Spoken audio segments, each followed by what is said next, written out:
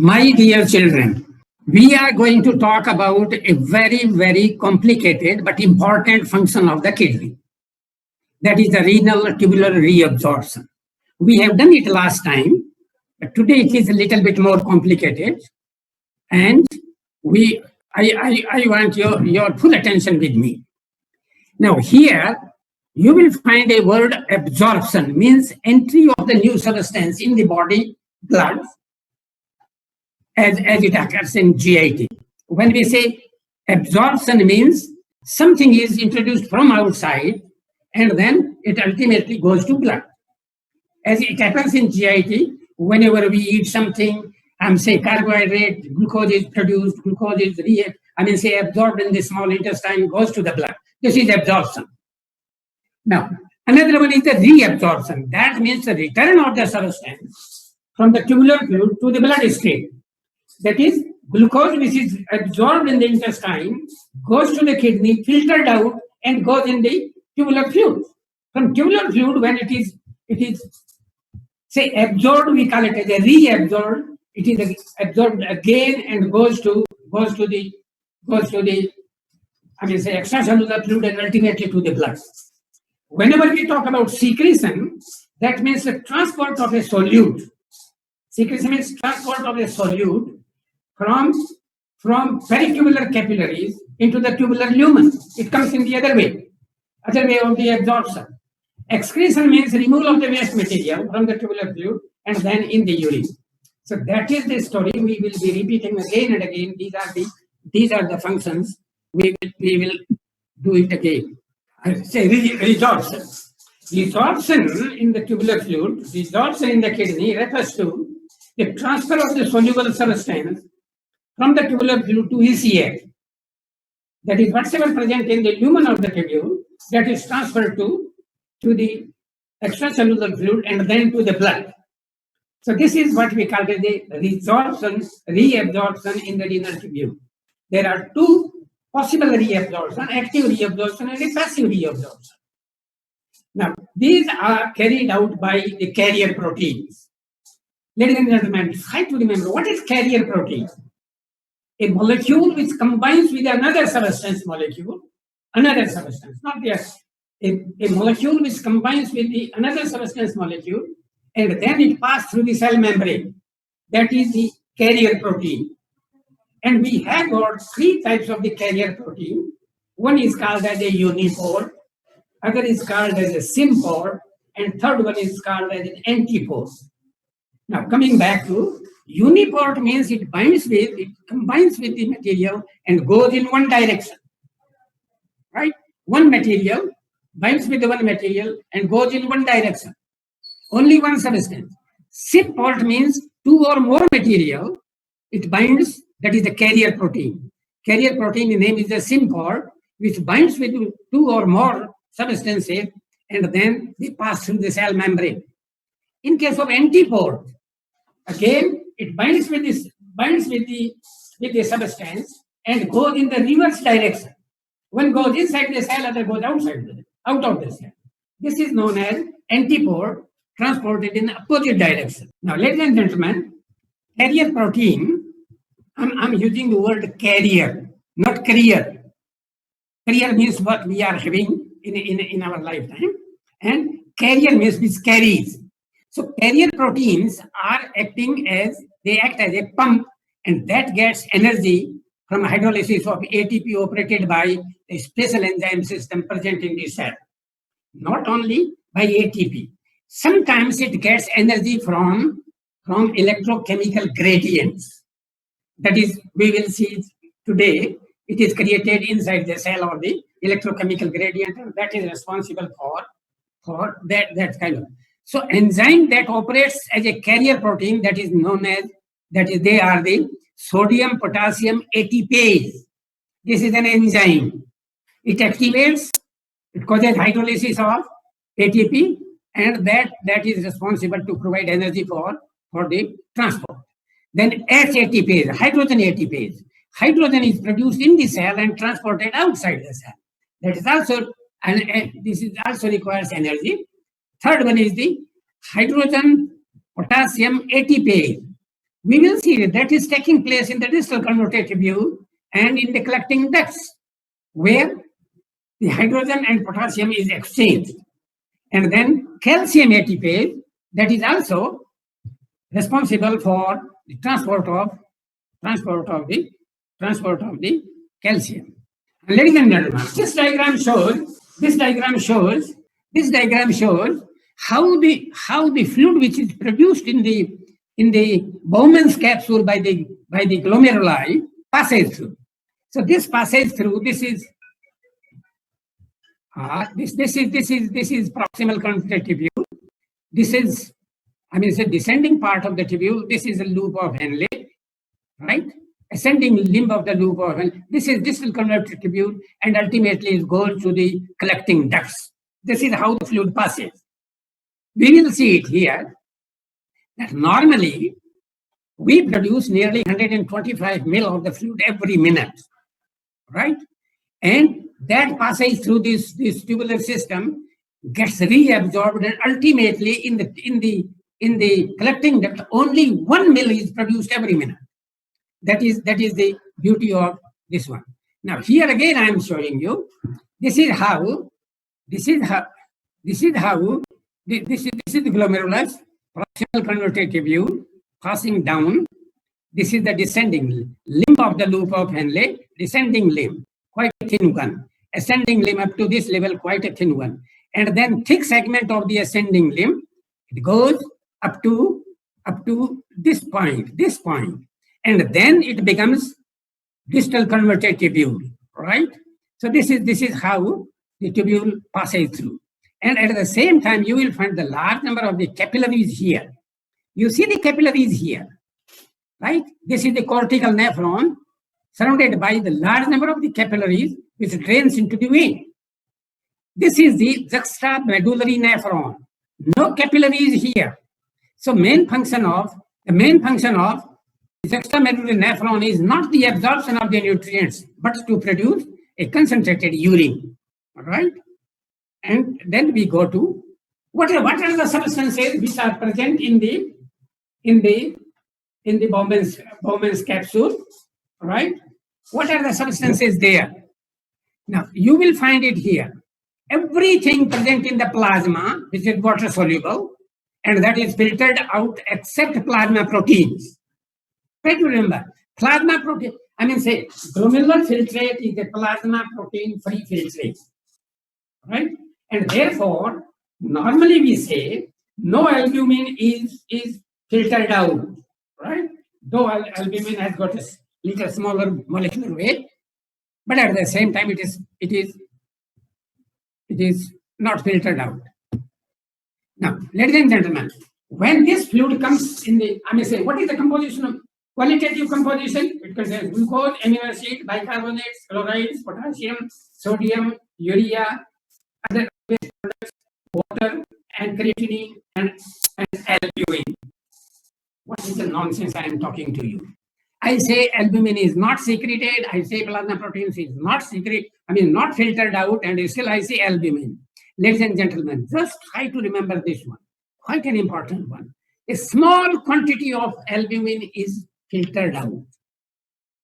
That is supposed to be. Some of them that they are talking about, they are around 2 grams, or I feel it is not 2 grams. It is 130 milligram to 200 milligrams. Albumin is filtered out, right, in the glomerular filtrate. Only, say, 130 to 200 milligram of the albumin is filtered out in the glomerular filtrate, and that doesn't appear in the urine. If you make heat coagulation test, it is negative in the heat coagulation test of the urine, and that turns out to be negative. So just try to remember what happens to this albumin when it comes into the proximal convoluted tubule. Now try to remember pinocytosis. It is reabsorbed by the axon, by the mechanism of pinocytosis, and therefore it goes. Remaining thing, creatinine, is not reabsorbed at all. Now, regarding case of other substances which are absorbed in the PCT, glucose is 100% reabsorbed. We will trick you sometimes in the examination. What are the sites of the glucose reabsorption in the renal tubule? Don't say anything else except PCT. PCT is the only site where glucose is reabsorbed. PCT is the only site where amino acids are reabsorbed. Large quantity of bicarbonate is reabsorbed here. Large quantity. Large quantity of chloride is reabsorbed here. Almost 90% of the potassium is reabsorbed here. Sodium is 70% reabsorbed here. Surprisingly, 50% of urea is also reabsorbed here. Of course, water is 65 to 75%. We will go a little bit details for this one. Tubular fluid is PCT. PCT, proximal conductive tube. Isotonic to blood or isotonic to extracellular fluid. That means they have got same osmolarity. That is, they have got the same osmolarity as that of, the fluid contains is isotonic to ECF. PCT is a major site for reabsorption of the filtrate. Just try to remember, major site. 70% of everything is reabsorbed here. Now, another thing is, water is always reabsorbed by osmosis. Right? There must be an osmotic difference, and that leads to the absorption of water. PCT absorbs all glucose, all amino acids, all potassium, and all phosphates. Absorption. Secretion appears afterwards. PCT reabsorbs 70% of the sodium ions and almost 100% of the chloride ion and bicarbonate ions. Most of the transporters are energy produced. Most of the transporter. That is again coming back to carrier protein. Again back to uniport, symport, and antiport. They are the transporters. They use energy produced by the breakdown of ATP by ATPase in all the cells. That is, all the cells of our body contains ATPase, right? And that ATPase drives and acts upon ATP to break down into ADP and phosphoric acid and energy.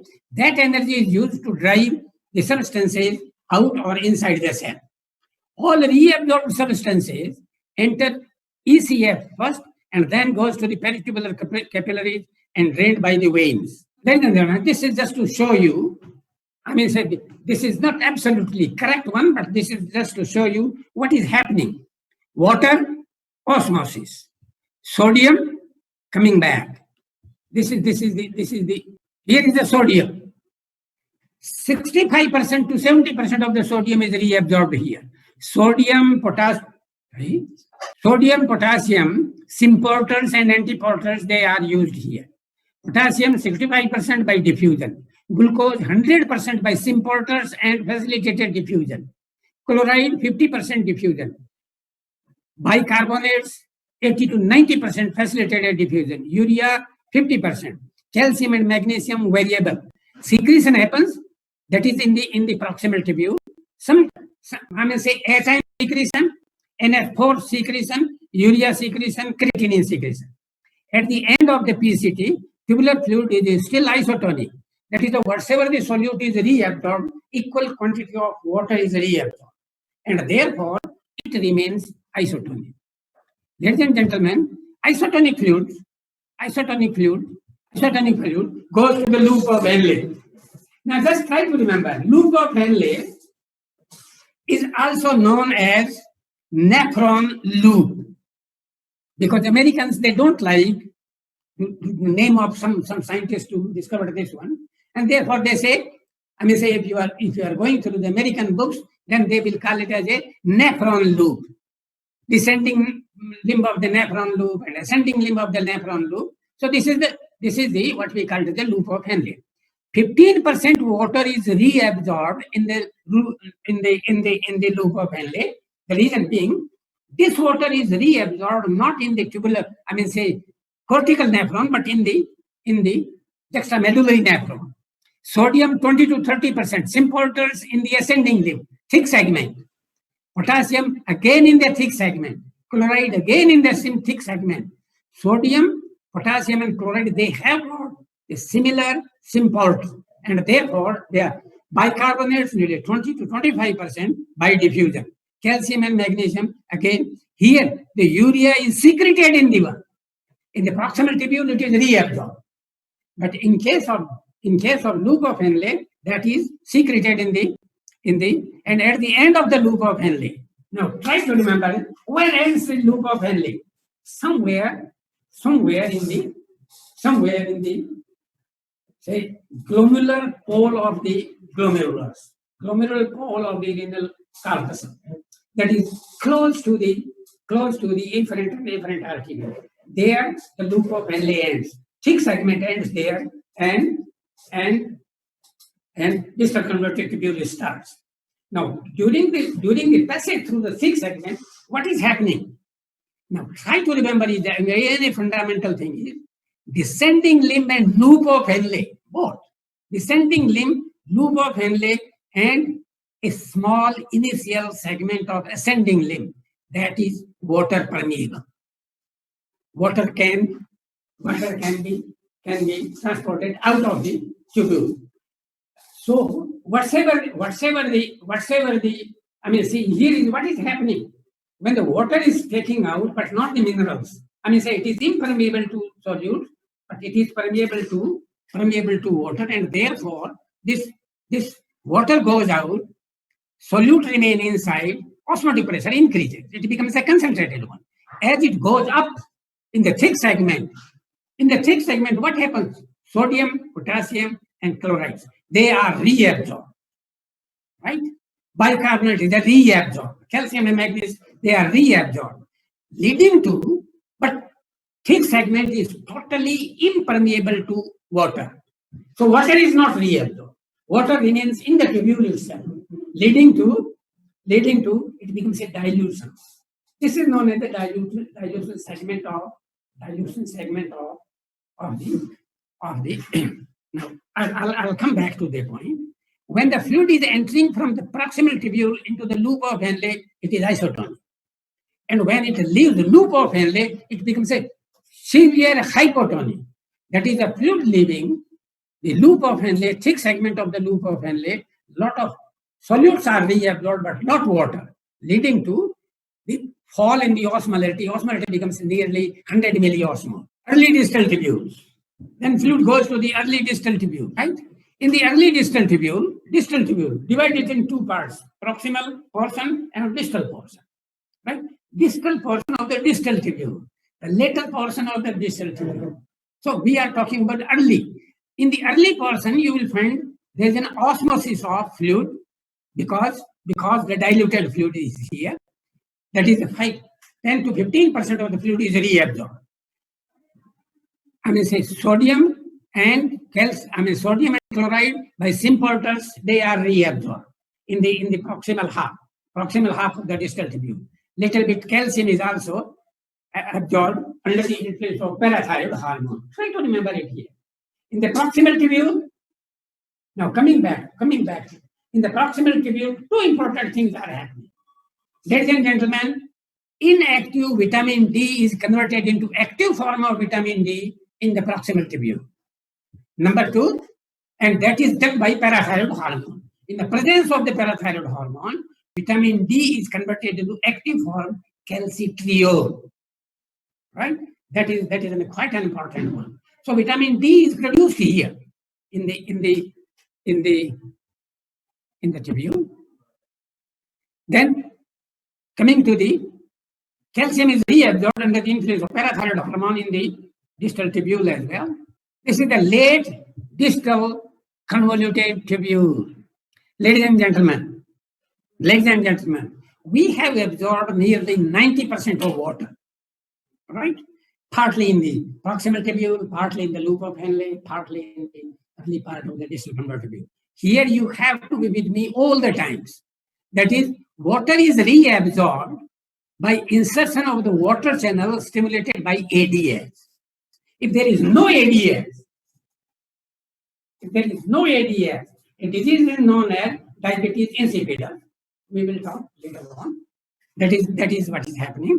But under the influence of ADS, the water channels are opened, inserted into the into the cell membrane and water is reabsorbed 5 to 9%. Sodium is 1 to 4%. Sodium potassium pump and channel is stimulated by aldosterone. So aldosterone is an important hormone. Try to remember, aldosterone is responsible for the resorption of sodium, and therefore it is responsible for resorption of water, and therefore it is responsible for restoration of the blood volume, and therefore it restores the blood pressure. So aldosterone, whenever there is a fall in the blood pressure, aldosterone is secreted. Try to remember this one.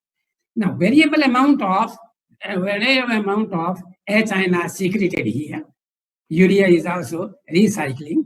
Secretion of the variable amount of potassium is secreted in the lumen of the late distal tubules and collecting ducts. Same thing is case of yes, ladies and gentlemen. Now coming to the resorption secretion in tissue. The first thing is glucose. It is not actively transported, it is secondary active transport. That means secondary to the active transport. Somewhere active transport is taking place, and this is a secondary to the active transport. Active transport is taking place of the sodium at the basal level, right? And that is responsible for that is the secondary active transport. Symport with the sodium ions, passive diffusion at the apical border. Try to remember. I suppose you understand the apical border and basal border. Epithelial cells, apical border is to try to remember. That is it is transported out of the cell at the basal border by symport with the sodium ions. That is at the apical border.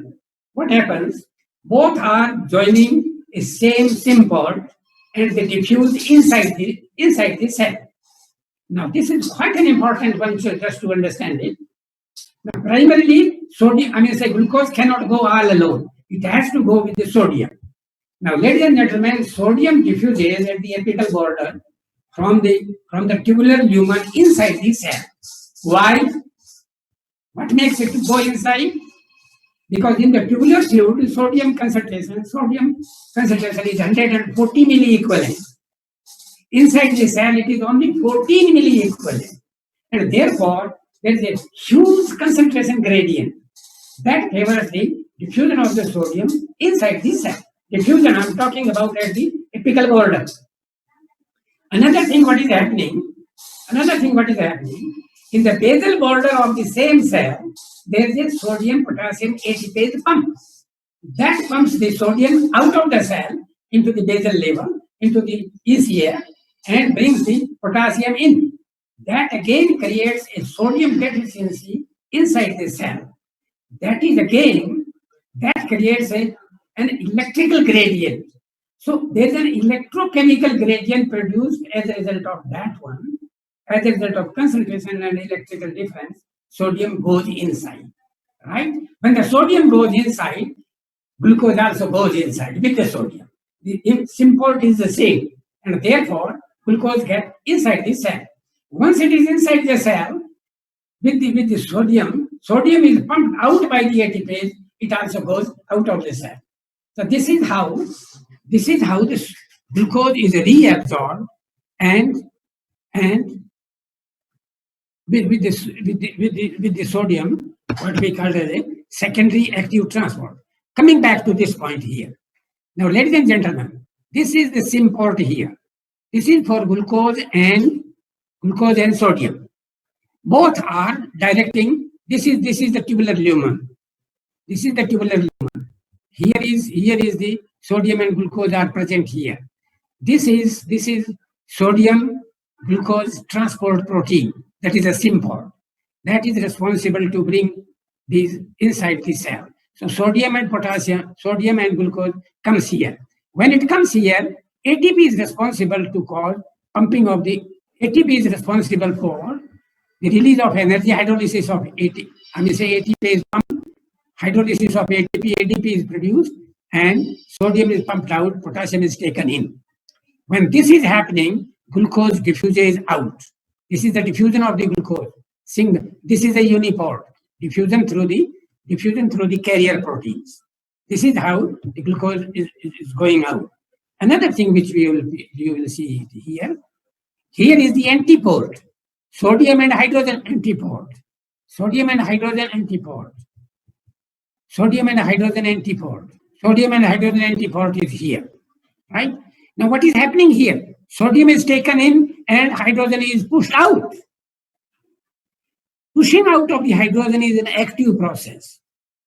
What is the process of production of the hydrogen? We will see later on, but this is how the hydrogen is pushed out, exchanged with the sodium, and sodium comes in, again is pumped out. Then chlorides diffuses.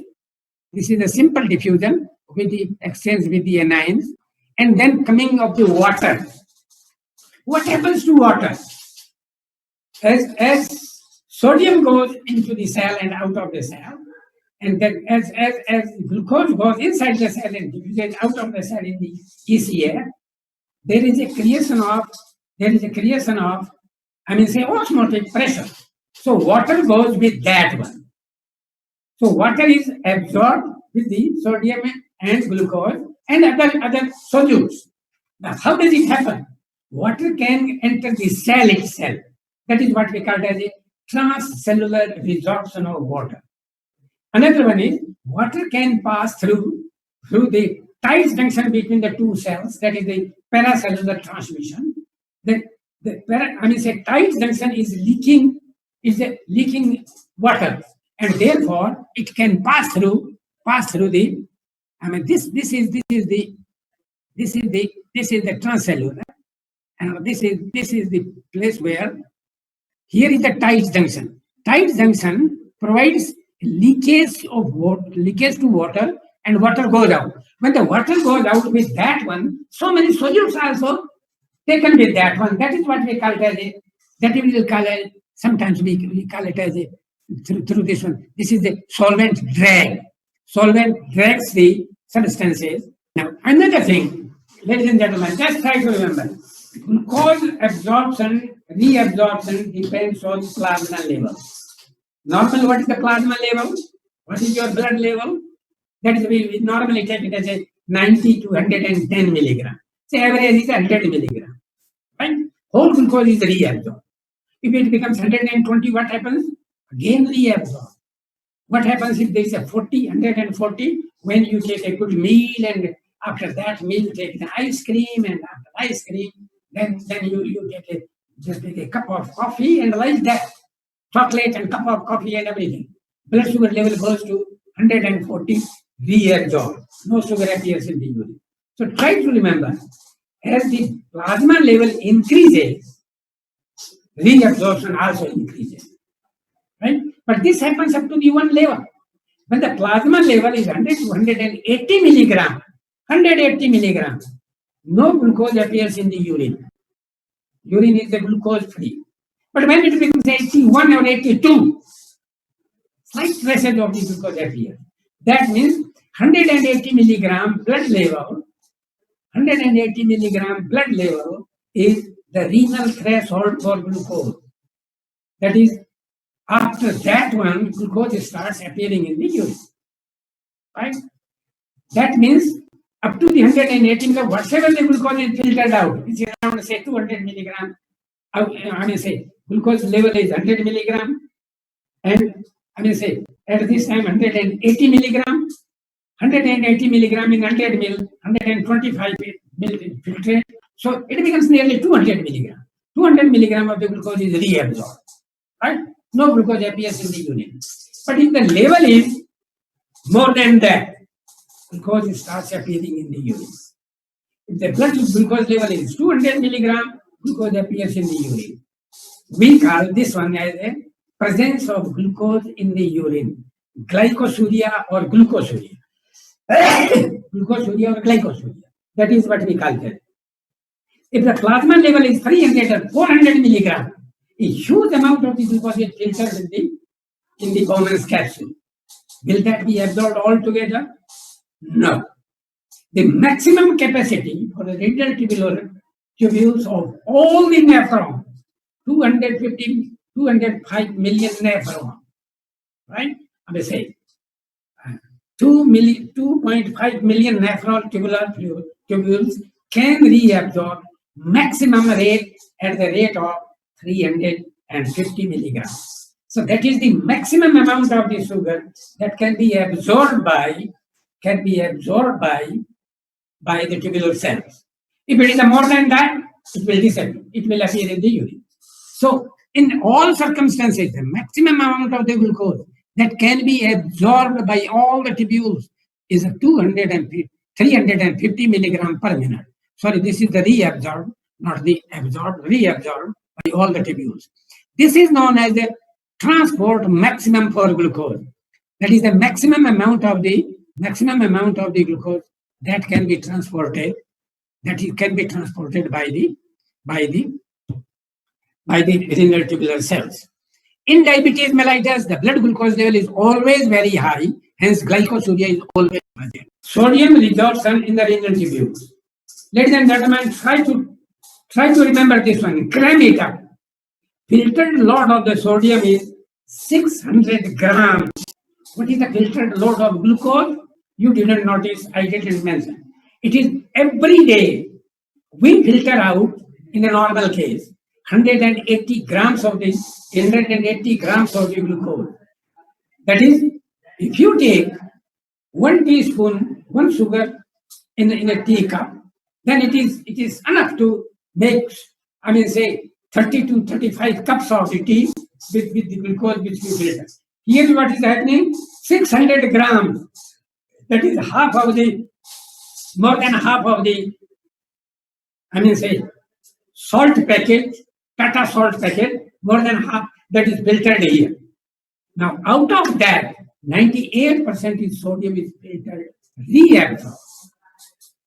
That is, out of 600 grams of the sodium, 98% of the sodium is reabsorbed by the renal tubules.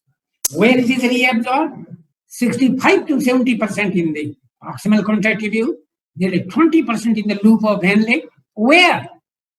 In the thick segment of the ascending limb of the loop of Van Leck. 10% in the DCT, that is under the influence of aldosterone, and 2 to 3% in the collecting ducts, again under the influence of aldosterone. 2% of the sodium is excreted in the urine. That is the small story of. Now, sodium reabsorption is quite an important one. Sodium concentration creates osmotic and electrical gradient between, proximal tubular fluid, PCT, not PTC, PCT, fluid, and ECF drives the resorption of water and other solutes. Now see, the presence of sodium creates an osmotic and electrical gradient between the proximal convolutional tubular cells and fluid, and that is responsible for, and ECF for driving of the tubular reabsorption of water and other solutes. Two types of the imports are present at the apical surface. That is, the sodium must be absorbed at the apical surface first, and then at the basal surface. At the apical surface, two important, imports are binding and other solutes such as glucose, amino acids, lactates, and then diffuses into the cell. That is, glucose, amino acid, and lactate. They bind with the symport with the sodium and diffuse inside the cell. Right? Inside the cell. This is just a diffusion. And once it is inside the cell, they separate out, sodium is pumped out, and they also diffuse out. So glucose, amino acid, and lactate, they are reabsorbed by secondary active transport, right? Through the symport at the apical border. At the basal border, what happens? They are pumped out by the hydrolysis of ATP, and sodium is pumped out and remaining thing is diffused. Another important thing which is happening here, sodium hydrogen antipode. Sodium hydrogen antiport is also present in the tubular cells, and this pumps the hydrogen ion out of the cells and pulls the sodium inside. Now, what is happening? That is, inside the cell, there is an enzyme known as carbonic anhydrase. We will talk a little bit more afterwards. Carbonic anhydrase, which causes the reaction between carbon dioxide and water to form carbonic acid. Now, once the carbonic acid is a weak acid, dissociates, so it dissociates bicarbonate and hydrogen ion. Hydrogen ion is, by the hydrolysis of ATP, is pumped into the tubular fluid, right? And in exchange for that one, sodium goes inside the cell. That is, this is an antiport exchange here, right? So hydrogen is coming out and sodium is inside the cell. So from where the sodium is coming? In the tubular fluid, you will find two things, quite an important one. That is the sodium bicarbonate. This is one of the blood buffer. So large quantity of sodium bicarbonate is present here in the ionic form, sodium and bicarbonate. Sodium goes into the cell, bicarbonate remains free, and that binds with the pumped hydrogen ion to form bicarbonate again. That is the carbonic acid again. Carbonic acid splits into water and carbon dioxide that diffuse back into the cell. Something like happening. So this is the H ions are produced from the dissociation of H2CO3 under the carbonic anhydrase enzyme present in the tubular cells. Now try to remember this one. H2CO3 is produced under the action of carbonic anhydrase, right? Carbonic anhydrase is essential for the reaction between carbon dioxide and water. But the split is not necessary. Carbonic anhydrase is not needed. That is, you can see the reaction is somewhat like this. That is, this is carbon dioxide, water, carbonic acid, formation H2CO3, SCO3. This is the dissociation. H ions are pumped out in the tubular fluid, exchanged with the sodium by pulling them into the cell. In addition to the sodium, glucose, amino acid, vitamins, lactate, reabsorbed in the PCT, proximal converted view. Many more substances such as chlorides, potassium, magnesium, and urea also passively reabsorbed in the proximal view. This solute reabsorption creates osmotic imbalance. Therefore, water is reabsorbed transcellularly and paracellularly. Transcellularly means through the cell, paracellularly means by the side of the cell. 60% of the water, I to remember, 60% of the filtered water is 125 ml. So 65% of that one is nearly 75 ml of the water, and solutes are reabsorbed, making the tubular fluid again isotonic. So tubular fluid, isotonic fluid goes to the descending limb of the loop of Henle. Ladies and gentlemen, fluid reabsorption in the loop of Henle. Almost 50 ml of the fluid out of 125 ml. 75% reabsorbed in the proximity view. And 50 ml is reabsorbed. 50 ml is entering the DLS, descending limb of the loop of Henle. This is a thin and highly permeable to water, but impermeable to solute. So nearly 20% of the filtered water is reabsorbed in the hypertonic interstitium, making the tubular fluid highly concentrated. Interstitium can be a new word for you. Ladies and gentlemen, just think about what is happening in the cortical part of the renal, renal cortex. There you find blood vessels, there you find proximal tubule, there you find tubule. What is that one? That contains ECF.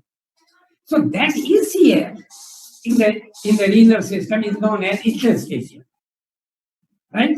The interstitium is hypertonic because of the solute is reabsorbed, right, in the ascending limb, and therefore it becomes hypertonic. So making the tubular ascending limb of ascending limb of the loop of Henle has got a thick segment, impermeable to water. Remember this one. Descending limb of the loop of Henle is freely permeable to water, but the ascending limb, thick segment, is not at all. In the thick segment, what is happening? Sodium, potassium, and chlorides, they are reabsorbed. So make the tubular fluid diluted, right? That is, usually it happens that a symport in the apical membrane, or ascending limb, thick segment is impermeable to water. Symports in the apical membrane of the cells helps in the transport of 1 Na, 2 Cl, and 1 K. That is, one molecule of sodium, 2 molecules of chloride, 1 molecule of potassium through the thick segment. At the base, ATPase burns and sodium out, remaining are diffused into the cell.